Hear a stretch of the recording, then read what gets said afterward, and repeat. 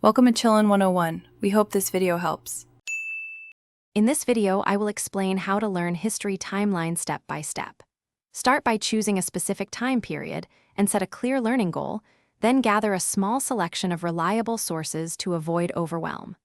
Break the period into chunks and assign each chunk to study sessions.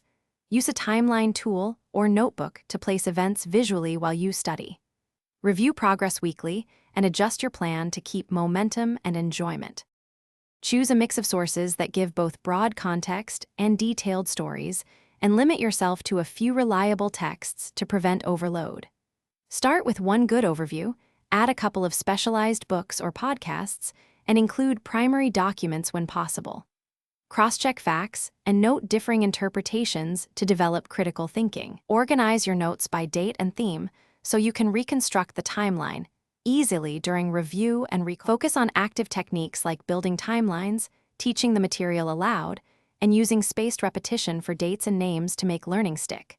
Visual timelines show connections between events, while flashcards and brief summaries reinforce memory during short daily sessions. Group events by cause, effect, and theme to form logical chains.